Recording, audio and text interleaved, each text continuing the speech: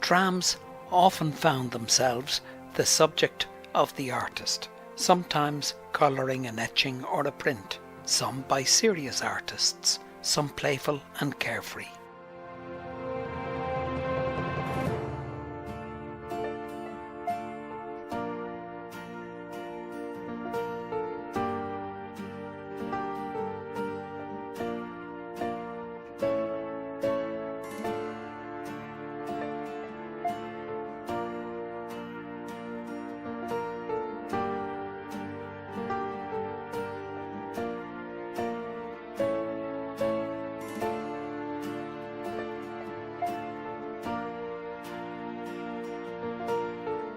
The trams once featured as postal stamps, and these were eagerly sought by transport enthusiasts from all over the world. They even produced a stamp showing the short-lived French grey livery, but it was considered too dull to produce as a stamp and was left out of the batch. This atmospheric painting was by Brian Green, a member of my tram team who died tragically some years ago. The Giant's Causeway car, built in 1883, is the oldest surviving electric tram in the world. The Director's tram, built in 1900, was one of the finest trams ever built. Number 284 is a Lucan bogie standard from the 20s and is to be restored as a balcony car. Number 9 from the Hill of Howth, built in 1902, was Ireland's last tram, seen here returning from the St. Patrick's Day Parade of 1988. Bogie standard number 253 from the 20s, restored by Foss. Number 224 represents a Dublin open front tram and is our earner. Luxury car number 300 still survives, and we are negotiating its purchase. My name is Jim Kilroy. I'm the Director of the Tram Restoration at the Howth Transport Museum, and I'd like to introduce you to Liam Kelly. He's our ex-chairman. He's also conversant with the day-to-day running of the Society's affairs. Liam Kelly. Thank you. My colleagues have explained the origins of the Society and the background, that its main purpose was for the restoration of trams, the preservation of trams. I'm moving on forward to the time we came to Castle Rutherry, and from there on I'll explain how the Society operates. We had difficulties with funding right through our whole time. We survived Castle Rutherry, and we were very lucky to get to Howth with the help of Captain Gatesford St. Lawrence and the late Terry Andrews, who helped us with funding. We still have funding difficulties. We acknowledge the help we've got from Fingal County Council and the Heritage Council and various people who helped us along the way, particularly in CIE and ESB and other places. And they have donated many vehicles. Apart from the trams, we have quite a large collection here. As you can see, we have the oldest double-decker in Dublin, R1, and we have 1889 steam vehicles, fire engines, and quite a variety of horse-drawn vehicles as well. Now, we're just surviving, we're just getting by. We are out of debt. We survive by the admissions to the door, so we need all the people to come, and the restoration is funded mainly by All Housings and part of the running of the museum, and we are also acknowledging Bovril. So basically that's how we survive. We have a lot of overheads and administration. We have become a charity, we have become a limited company. We've had to go to court to get free of rates, and these are the kind of difficulties we encounter. So we need younger people, we don't have them, and we're a bit worried about the future of the Society. But at the moment everything is fine, and restoration is continuing, particularly on the Causeway tram, and we have other projects in hand as well. So that's briefly the way the society operates. Now I'd like to introduce you to my colleague Bill Garrick. Bill Garrick is the Vice Chairman of our society and is one of the longest members serving on the tram restoration team for over 30 years. Bill Garrick. In 1942, three visionaries got together. Rory Roberts, a renowned Labour activist, his wife Nora Roberts, who was later to found the Texaco Art Competition, and an actor called Dan O'Herlihy, who played beside John Wayne in The Quiet Man. They set about buying a tram from Dublin and the idea to preserve it. And 5 years later, they were joined by a young Michael Corcoran, who is now our president, and acquired two further trams. And these were set aside for preservation. But sadly, because of apathy and, I suppose, an ignorance of transport heritage, these vehicles were left out in the open and were eventually succumbed to vandalism and decay and were sadly lost. But after that, when the Hill of Howth tram system closed in 1959, they acquired number 9 and set about saving number 9. But sadly, number 9 almost succumbed to the elements and was found by Jim Kilroy in 1976 in a very woe-begone and very sad state. Its motors had been cut out by scrap dealers, the windows were smashed, there was no upper deck, there was heavy rust on the steel panels. It looked a really sorry sight.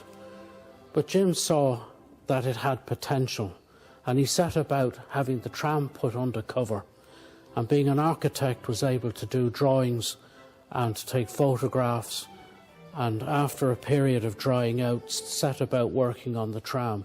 And as he did so, the word got around about the work he was doing, and people started joining his team, and myself being one of them. And eventually we moved the tram closer to Dublin for restoration. I'm now going to talk about the Hill of Howth tram number 9. As I said in my introduction, we got her in a very, very poor and bad state. And as you can see down to your left at the back of the museum, she's now almost finished her restoration. But I'll just give you a little background history. She was in fact built by Milnes and entered service later that year on the Hill of Howth system. And she survived right until the very end in 1959, when she was taken out of service for preservation. At the moment, she's almost finished. Her bodywork is almost done. Electrical wiring has been put in, and her bogies are now up in white. The wheel sets are up in Whitehead, being machined, and the bearings being machined as well, the lovely bronze bearings, phosphor bronze bearings. And they should all come together in the next couple of months. We were very grateful to acquire 2 traction motors suitable for this tram from the Glasgow Underground when they were refurbishing it back in, I think, the late 80s or early 90s.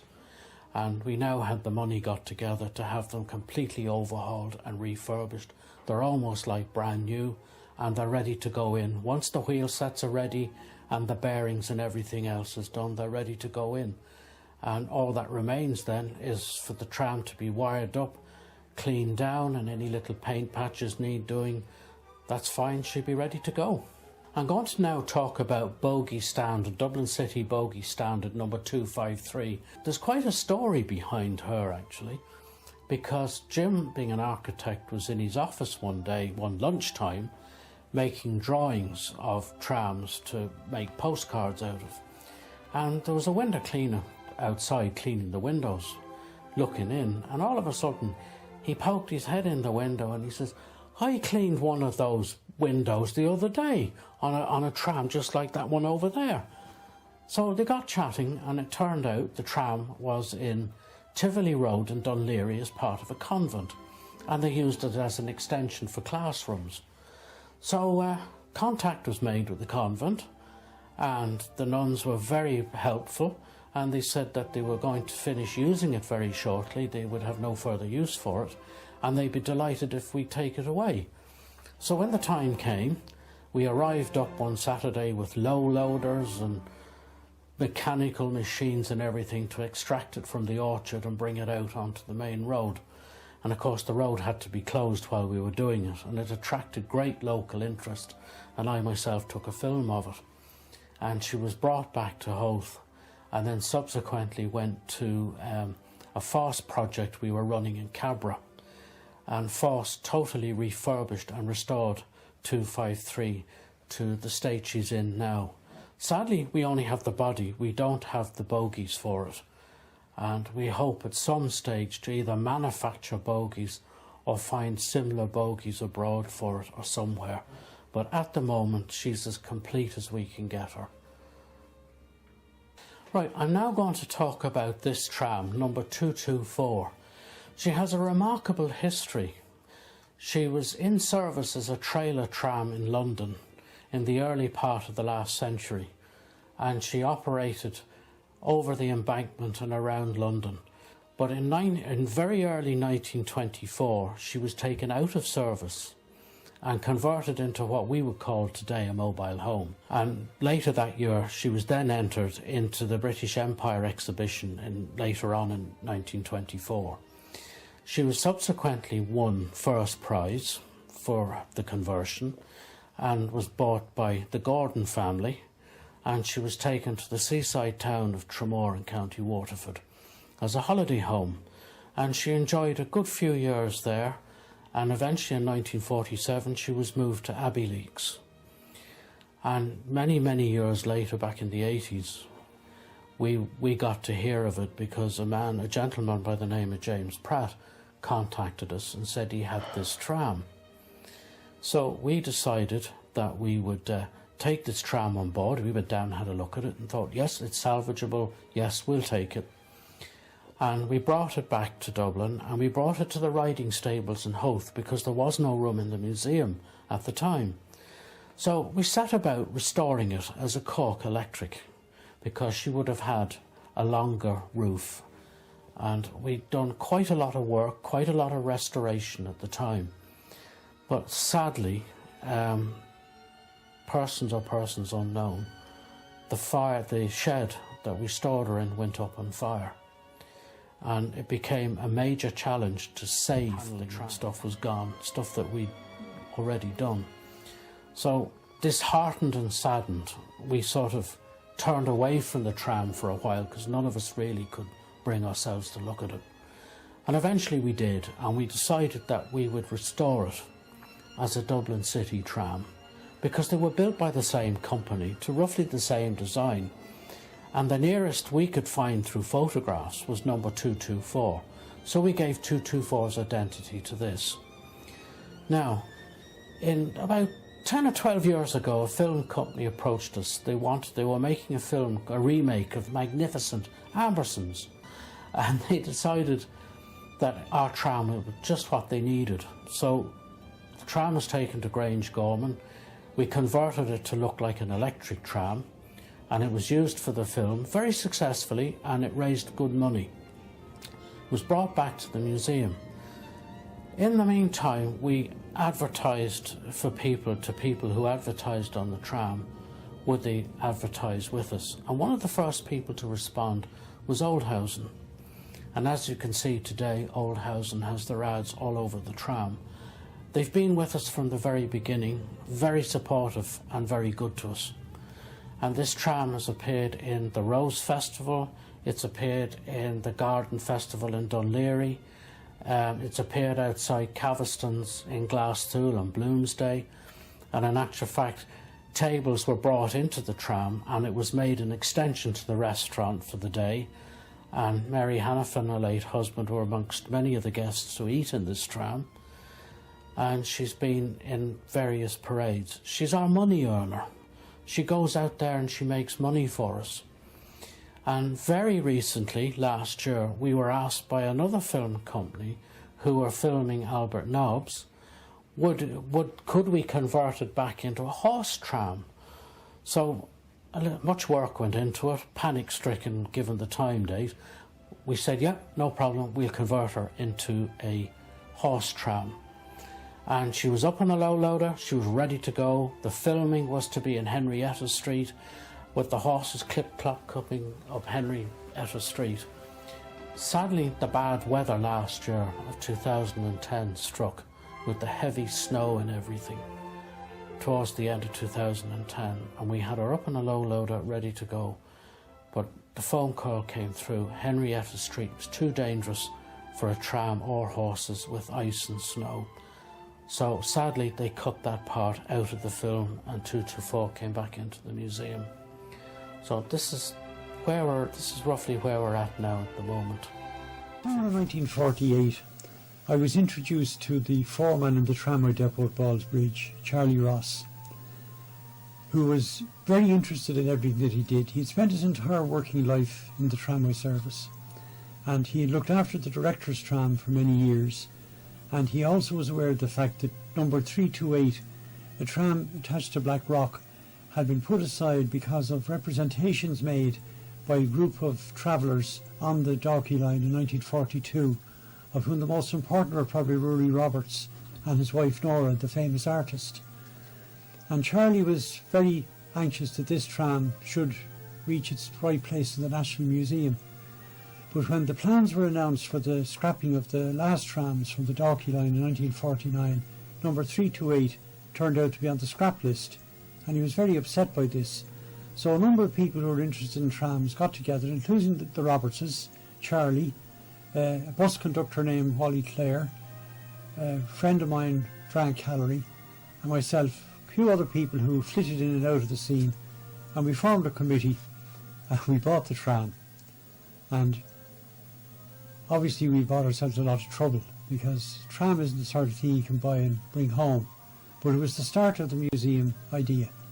And unfortunately it had been turned down by the National Museum on the grounds that the preservation of this vehicle would not be in accordance with the national ethos. So we bought two more trams to represent two more types. There was a luxury car and there was a standard saloon, and eventually we got the temporary storage for these in a field near Black Rock, owned by a man named McKinley, who was very kind to us, and they were stored there for about 3 years until I went to Sutton, where we got a site that was leased from the Great Northern Railway near the Sutton tramway depot, and we'd hoped to build a little shed there to house these vehicles, and we actually got planning permission for it. But there was no money, nothing went ahead, and those three trams were lost. And unfortunately we lost two of the three Holt trams that were put aside for preservation as well. The only survivor was number 9. But we managed to struggle on, and we eventually got there. Got there, if you like, by halves, because the thing is not complete. We've nothing like the great museums they have abroad. We have a wonderful collection of vehicles, and there's a great story behind every one of them. But they need to be shown properly, and if it wasn't for the Holt estate and for Captain Gaisford St. Laurence, we would have no home. And we're very, very lucky to have the museum in the Holt estate.